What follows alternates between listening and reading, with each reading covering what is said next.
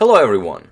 This next game comes as a suggestion from a subscriber, and actually it's been suggested to me a couple of times, so I decided to do a video on it. But before I show you this game, I do have a very cool announcement to make. Those of you who've seen my yesterday's video, that video of Garry Kasparov playing against my brother-in-law Goran Martic, well, Kasparov saw that video, and he tweeted on his Twitter account, nice. He said nice, and he said at one point in the video, I say how Kasparov misses a quicker win. At some point he had the move b4, and this completely destroys black, but then he commented on this as well, saying that b4 is a good move, but you should never open up your king while playing in a simultaneous exhibition, especially in a winning position. So yeah, that was very cool. I really enjoyed that. Okay, that being said, let's get back to this game. The game is played between Magnus Carlsen and French Grandmaster Laurent Fressinet. And Fressinet was Carlsen's second during his World Championship match against Anand in 2013. So this game, I don't really think there is an exact date when this game was played, but during the training period for the match. And in this game, Carlsen has the white pieces. I think it's like a 2-minute game. It's a pretty famous video on YouTube. The video is called "Too Weak, Too Slow." You'll learn why soon enough, and it's. I'm pretty sure all of you have seen it. If you haven't, I will put a link in the description below so you can check out this game with the original footage. Okay, let's see the game. Carlsen has the white pieces and he plays e4. We have e6, the French defense, d4, and now knight to f6, the Mediterranean defense, like a variation of the French. But now Carlsen plays bishop to g5, and he transposes into the Trompovsky attack. We have h6, knight captures on f6, bishop captures on f6, queen captures on f6, and c3, adding more protection to the d4 pawn. d6, Carlsen goes knight to d2, and here Fressinet has a couple of good options. He can play bishop e7, knight to c6 is fine, e5 immediately going for the center is fine, but as this is a speed game, I'm pretty sure it's a 2-minute game, he plays g5, and this isn't that great for black, but sharp variations are, perfectly allowed in a 2-minute game. Bishop to d3 by Carlsen, bishop to g7, knight to e2, Carlsen is preparing to castle and also to push f4 at some point, knight to c6, developing Carlsen castles. We have bishop to d7, and Carlsen plays f4 now. And here Fressinet thinks for a couple of seconds, and he plays castles queenside. And at this point, Carlsen played e5, and he said his famous words, "Too weak, too slow." Probably commenting on the fact that queenside castle wasn't really the way to go, that Fressinet should have played something like g captures on f4, not allowing Carlsen to create such a strong center. But okay, after f4, Fressinet played a queenside castle, and we have e5, the too weak, too slow move. Queen to e7, Carlsen plays e captures on d6, we have queen captures on d6, and the knight to e4, centralizing the knight with a tempo on the queen. Fressinet plays queen to e7, and here it's a pretty nice position for Carlsen. He has a couple of good options here, something like queen to b3, followed by the threat of knight to c5 to really go for that b7 pawn, or instead maybe b4 and creating a pawn storm on the queen side. But instead, after queen e7, Carlsen played knight to c5, and this is actually a blunder. And even before Fressinet played the move that refutes this blunder, Carlsen actually suggested it to him. Carlsen says, maybe you can take on d4, and this is exactly what Fressinet does. He plays knight captures on d4, saying to Carlsen, "Let's go." Carlsen plays knight captures on d7 now. The problem is you can't capture the knight with c captures on d4. I mean, you can. If you play something like knight captures on d4, then queen captures on c7, the knight is pinned, you just lost a pawn. And after knight captures on d4, if you play c captures on d4, then bishop captures on d4 with check. Knight captures bishop on d4, and now queen captures on c5. pinning the knight. The threat is queen captures knight with check, and after Carlsen would defend this, probably bishop e2, so now the queen is guarding the knight on d4. Simply bishop to e8, now the rook is also attacking the knight with the queen, and after something like rook to c1, simply queen captures, rook captures, and all is well. It's you know, same color bishop endgame with 2 rooks, and Fressinet is up a pawn, so this would be excellent, probably even winning. So after this knight captures on d4, Carlsen played knight captures on d7. And you know, it's quite an interesting game since it's since it's speed chess.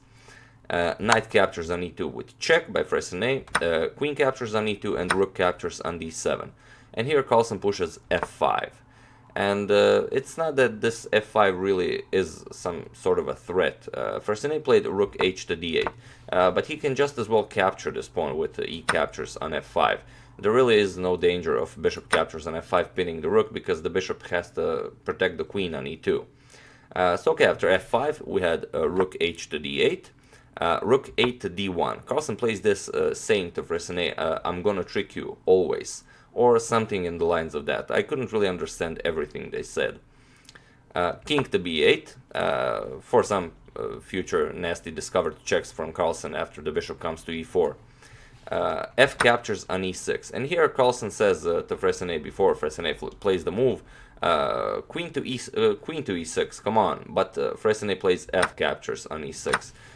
Since Carlsen is down a pawn, queen captures on e6 would result in queen captures, and after f captures, something like bishop to e2, exchanging rooks, and after the rooks are exchanged, Fressinet is a pawn up, but this is an opposite bishop endgame. This would be easily drawn by Carlsen. So after f captures on e6, f captures on e6 was played.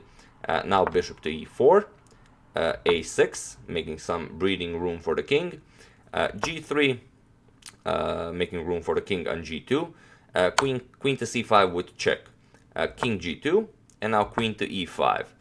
Carlsen asks Fressinet, you think this is great? We have rook captures on d7, rook captures on d7, and rook to e1. Here Carlsen asks Fressinet, you want to play h5? Is that what you want to play? But it isn't what Fressinet wants to play. After some thinking, he plays rook to d6. If he played what Carlsen suggested, a move h5, it's not bad for black, but he can't really hope for any big advantage. After bishop f3, an exchange of queens, and after something like g4, since this h5 pawn is hanging, after g4, rook to d1, and again Carlsen would have no problem drawing this game. So after rook to e1, rook to d6 was played, and now bishop to f3. Carlsen is down a pawn, but he offers the exchange of queens. Queen captures on e2, saying you want to exchange queens after all. Rook captures on e2, and b5 now. And this is an opposite color bishop endgame with one rook on each side. It's you know, not easy to convert this advantage. Bishop to g4, now attacking the pawn to e5. We have bishop to f3, king to a7, king to h3. Now both players are trying to improve the position of their king. King b6, king g4, now a5. Fressinet is trying to push those pawns on the queen side. Bishop to e4, b4 now, c captures, a captures, rook to c2, and now c5. As rook to c2 does pressure this c6 square, so the rook can't really move from d6. So c5, we have b3 stopping c4, rook to d4, pinning the bishop, but again Carlsen plays king to e5. Now Carlsen's position, the position of Carlsen's king is excellent, and again Carlsen says the words too weak, too slow, saying that you allowed my king into the position. This is much better for me, even though I'm a pawn down. We have c4 now, b captures on c4, and king to c5, blocking the pawn and preparing to capture it. Carlsen plays bishop to d5, saying the words come on, come on. We have e4 now. Now Fressinet gives back a pawn, so he can capture on c4. Carlsen plays bishop captures on e4. We have rook captures on c4, and here if Carlsen accepts the rook, it's a draw. But here Carlsen says something in the lines of, you want to draw, no draw. and then something, I couldn't understand what. But now Carlsen got his pawn back, and Carlsen doesn't want to draw anymore. Carlsen goes rook to e2. We have rook to c3 now, king to g6, and bishop to d4. As you can't really guard this h6 pawn. If you play something like bishop to f8, rook to f2, again you have to move the bishop, then the king will grab the h6 pawn. So after king to g6, bishop to d4, and now Carlsen doesn't immediately capture the h6 pawn, and this is quite a decision, you know, since I'm sure they both had a couple of seconds on the clock. He doesn't capture the h6 pawn, but first he plays bishop to c2. He improves the position, not allowing the rook to infiltrate in the position, and not allowing any b3 ideas for Fressinet to simplify the position. Bishop to e3, now bishop to b3. Now this bishop is also guarded by the pawn is guarded by the bishop, very nice, and now the king will be free to capture the h6 pawn. King d4, Carlsen captures, king captures on h6, we have king to d3, and here Carlsen says, you're going to take my rook, and plays the rook to g2, and it almost seems like Carlsen will lose that rook. We have king to e4, king to h5 by Carlsen, and now king to f3. And it seems like the rook is almost trapped. The only move that this rook can move to is b2.